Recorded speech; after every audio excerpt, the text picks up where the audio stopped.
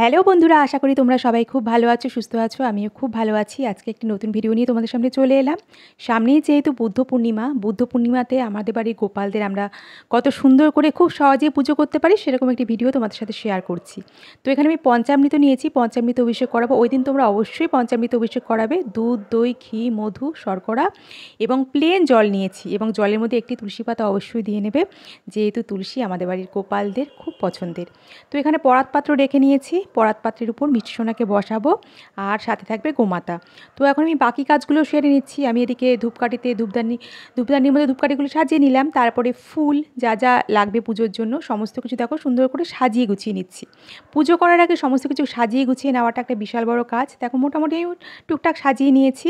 মিষ্টি সোনাকেও পরাত পাত্রের উপর বসিয়ে দিয়েছি, সাথে রয়েছে গোমাতা। এবারে মিষ্টি সোনাকে আমি পঞ্চামৃত অভিষেক করাবো। তো প্রথমে দুধ দিয়ে করিয়ে নিচ্ছি। খুব সুন্দর হবে, তোমরা দেখতে পাবে যে পঞ্চামৃত অভিষেক করার পর কতটা সুন্দর হয় আমাদের বাড়ির গোপালরা, সেটা তোমরা দেখতে পাবে। তোমরা অবশ্যই করাবে। এই জন্য ভিডিওটা আমি তোমাদের কিছুদিন আগে দিলাম, যাতে তোমরা এভাবে খুব সহজেই যাতে তোমরা করতে পারো। আর তোমরা যদি ওই দিন ভোগ রান্না করে পুজো দিতে পারো তাহলে তো খুবই ভালো। তো আমি যেহেতু ভিডিওটা অনেক দিন আগে করছি, আর দেখো খুব সামান্য পরিমাণে ঘি নিয়েছি। আমি কখনোই ঘি খুব বেশি করে দিই না, নাহলে না চিটচিট করে, উঠতে চায় না। তার জন্য সবসময় আমি ঘিটা খুব সামান্য পরিমাণে নিয়ে ভালো করে পুরো গায়ে ম্যাসাজ করে দিই। তো দেখো পুরো গায়ে আমি সমস্ত কিছু দই, তারপরে ঘিটাকে ভালো করে ম্যাসাজ করে দিই। এবারে আমি মধুটা দিয়ে দিলাম, আর আমি মধুটা একটুখানি বেশি করে দিই। মধুটা দিতে আমার খুব ভালো লাগে। দেখো মধুটা টপ টপ করে নিচে থেকে পড়ছে। তো মধুটা দিয়ে এবারে ভালো করে আবার দেখো ম্যাসাজ করব। এরপর এগুলোর যে এই যে জিনিসগুলো, এগুলোর যে গুণাগুণটা তোমরা এরপরেই যখন জল দেবো তখন তোমরা দেখতে পাবে। অবশ্যই তোমরা ওই দিন পঞ্চামৃত অভিষেক করাবে। তো দেখো সুন্দর করে আমি মধু দিয়ে ম্যাসাজ করে দিচ্ছি। এরপরে আমি ওকে প্লেন জল দিয়ে স্নানটা করাবো। তো এই যে প্লেন জলের মধ্যে আমি শর্করাটা দিয়ে দিলাম। শর্করাটা যেহেতু এমনি মিশবে না, তো শর্করা দিয়ে একটু ফুল দিয়ে দিলাম, দিয়ে এবারে আমি এটা দিয়ে অভিষেক করিয়ে নেব। তো এখন জল দিয়ে আমি ভালো করে স্নান করিয়ে দিচ্ছি। আর ভালো জল দিয়ে, পরিষ্কার জল দিয়ে অনেকটা পরিমাণেই করতে হবে, যেহেতু যে জিনিসগুলো দই, ঘি, মধু এগুলো গায়ের মধ্যে যাতে লেগে না থাকে সেদিকে নজর রাখতে হবে। তো সেরকমভাবে অনেকটা জল দিয়ে আমি সুন্দর করে ঘষে ঘষে আমি স্নান করিয়ে দিয়েছি। আর আমি চন্দন ঘষে আজকে চন্দনের টিপ পরিয়ে দিলাম, আর গলাতেও একটা চন্দনের টিপ পরিয়ে দিলাম এইভাবে। তো আমি বাকি যে চন্দন সেটা দিয়ে আমি ফুলের উপর দিয়ে দিয়েছি সমস্ত শুদ্ধিকরণের জন্য। এটা করতেই হয় অবশ্যই। তো মিষ্টি সোনাকে আমি বসাবো, তার জন্য আমি আসনটাকে রেডি করে নিচ্ছি। এখানে আমি মিষ্টি সোনাকে বসাবো এবং আশেপাশে একটু সুন্দর করে সাজিয়ে নিচ্ছি, যেরকম যা থাকে আমাদের কাছে। তো মিষ্টি সোনাকে বসিয়ে দিলাম এবারে, আর একটা ড্রেস পরিয়ে দেবো। আর তোমাদের মধ্যে একজন আমাকে কমেন্ট করেছিলে এই ড্রেসগুলো কীভাবে পরাতে হয়। তো এই যে ফিতে দেওয়া ড্রেসগুলো দেখো এইভাবে পরাতে হয়, খুব সহজে এটা পরানো যায়। এভাবে গলার মধ্যে ফিতেটা পরিয়ে দিয়ে তারপরে পিছন দিক দিয়ে এভাবে বেঁধে নিতে হয়। প্লেন যে ড্রেসগুলো যে পরানো হয় সেরকমভাবে দেখো এইভাবে পরাতে হয়। তারপরে পিছন দিকটা ফাঁকাই থাকে, যেহেতু গরমকালে বেনারসি ড্রেস কীভাবে তোমরা পরাবে সেটাও তোমরা বুঝে গেলে।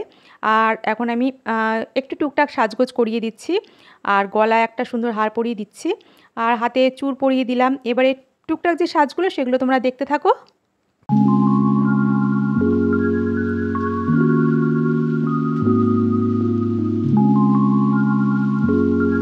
তো এই কানের দুলগুলো মিষ্টি সোনাকে অনেকদিন পরানো হয় না। এই কানের দুলগুলো ময়ূর কানের দুল, এগুলো পরিয়ে দিয়েছি, টিপ পরিয়ে দিলাম। দেখো কি সুন্দর লাগছে না?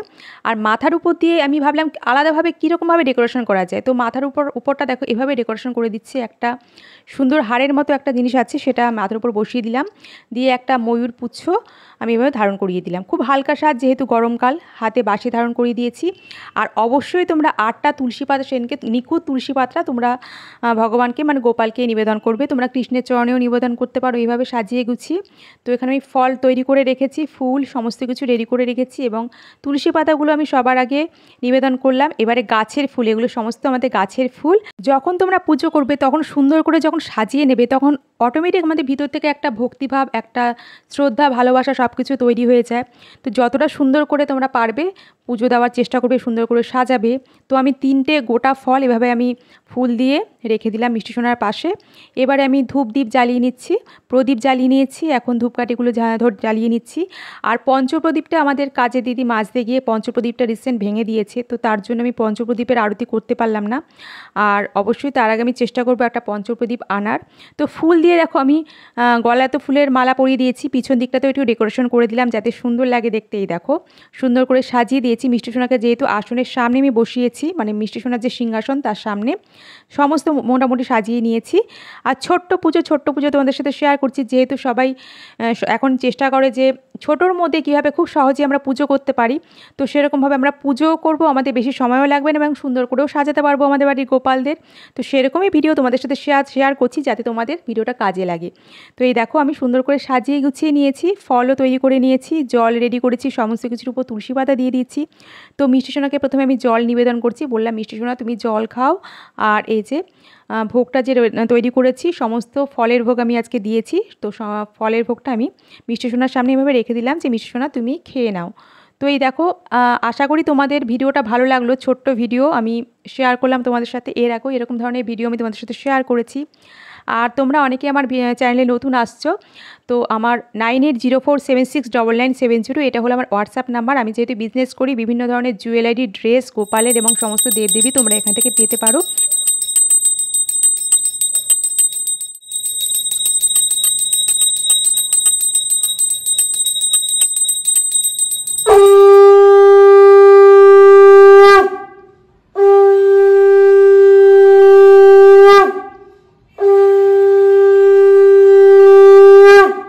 ঘণ্টার ধ্বনি, শঙ্খধ্বনি দিয়ে অবশ্যই সেদিন পুজো করবে এবং আমাদের বাড়ির গোপালদেরকে এভাবেই পুজো করতে হয়।